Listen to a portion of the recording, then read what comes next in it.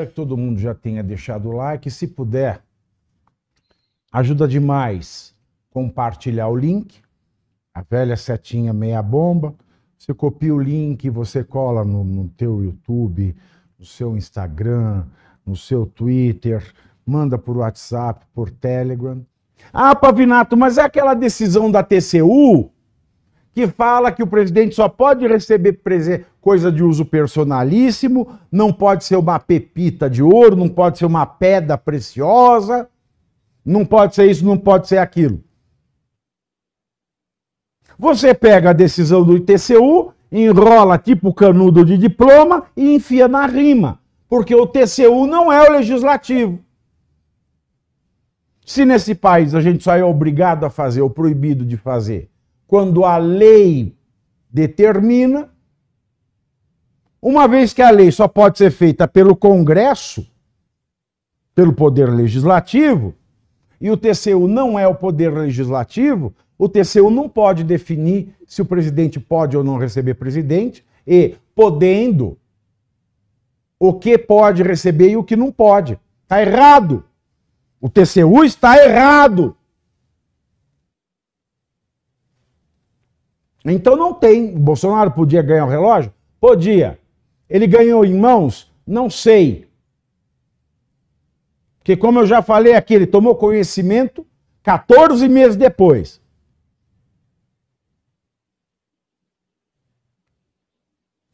Pode ser que alguém tenha recebido e vendido, sem que ele saiba. Agora, se você vai alegar que a pessoa sabia, você tem que provar.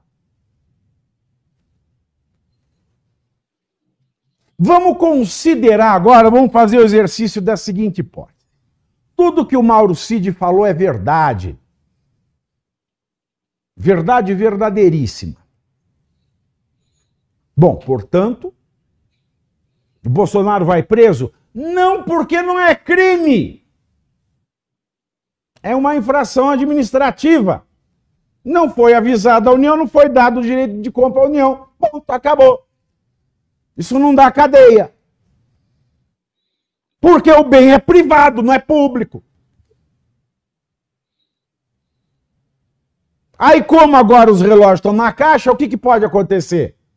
Ou a Caixa vai devolver o relógio para ele, ou o governo federal vai ter que pagar 68 mil dólares, que diz que esse é o valor, segundo o Mauro Cid, para o Bolsonaro. Ou seja, ele ainda vai pôr dinheiro público no bolso. Por quê? Porque não é crime. O bem é privado, não é público.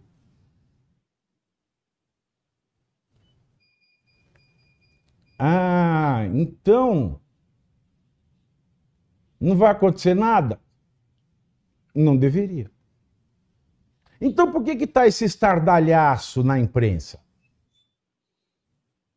Que a imprensa não consegue achar crime do Bolsonaro. E a imprensa do consórcio odeia o Bolsonaro.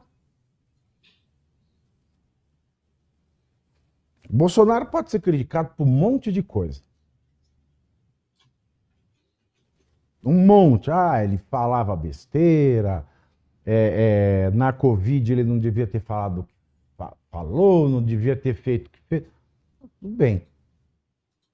Agora, crime, ninguém achou.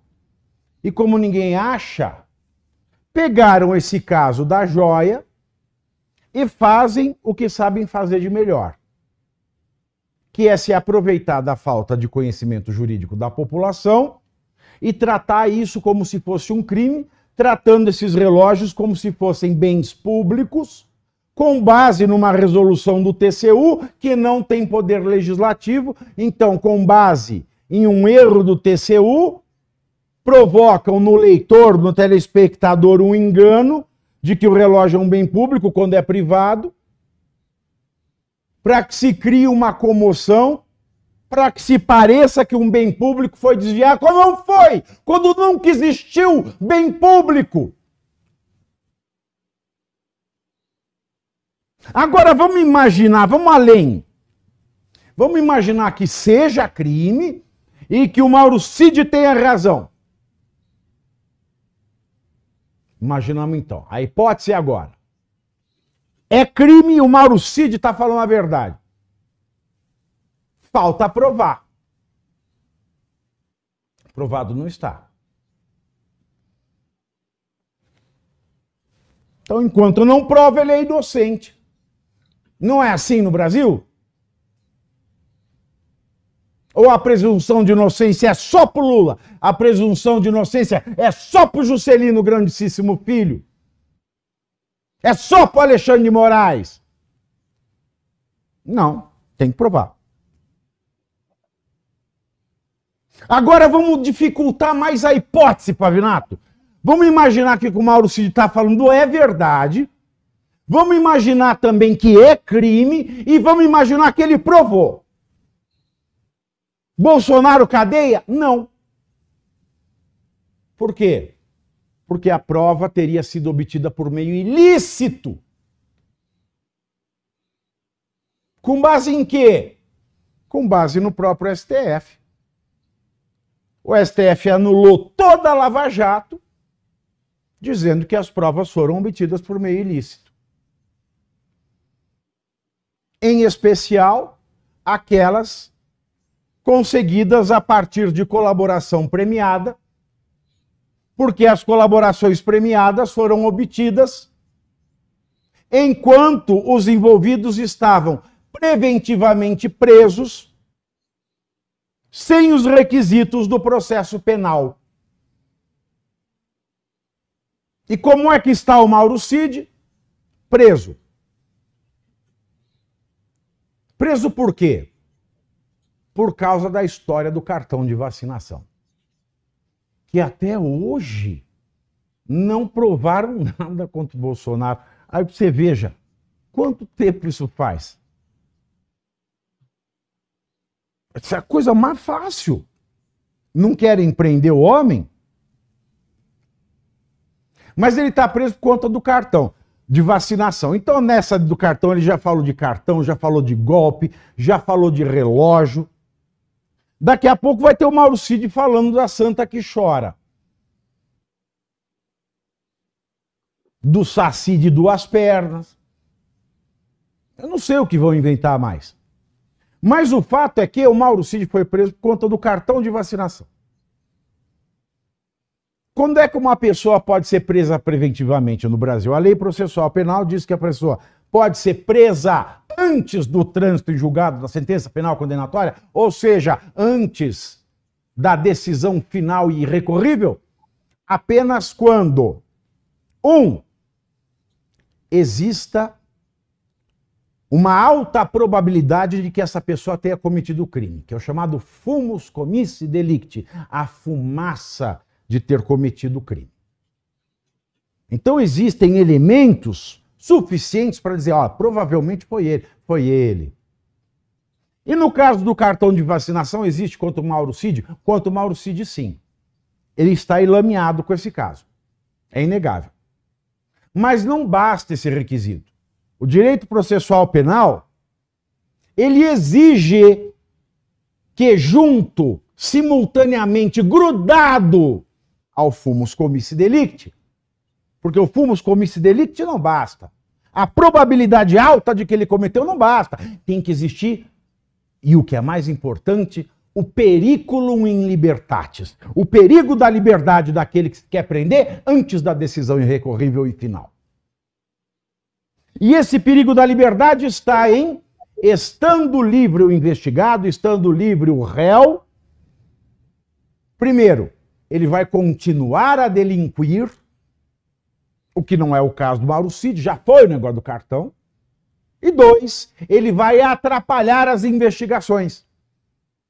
Ora, se esses cartões se deram por sistema digital e ele foi descoberto, a investigação está concluída quanto ao Cid, não quanto ao Bolsonaro, mas quanto ao Cid. Portanto, o Cid não oferece mais risco de responder em liberdade. Portanto, a prisão dele sempre foi, desde o segundo ilegal, arbitrária, ditatorial. E quando alguém está preso preventivamente sem o requisito processual e é levado a fazer essas colaborações premiadas, o que eu tenho juridicamente? vou usar as expressões do ministro Gilmar Mendes. Eu tenho tortura. O juiz que toma depoimento a título e homologa a colaboração premiada de quem está preso indevidamente, em especial se está preso indevidamente em razão de decisão sua, esse juiz, na expressão do ministro Gilmar Mendes, é um pervertido. Portanto, o ministro Alexandre de Moraes é um pervertido. Só isso? Não. O ministro Gilmar Mendes ainda traz uma outra definição. É uma vergonha para o Poder Judiciário. E o que o Gilmar Mendes diz é subscrito pelo Barroso, presidente do STF, foi subscrito pelo Lewandowski, pelo Toffoli. O Toffoli, aliás, criou outra expressão.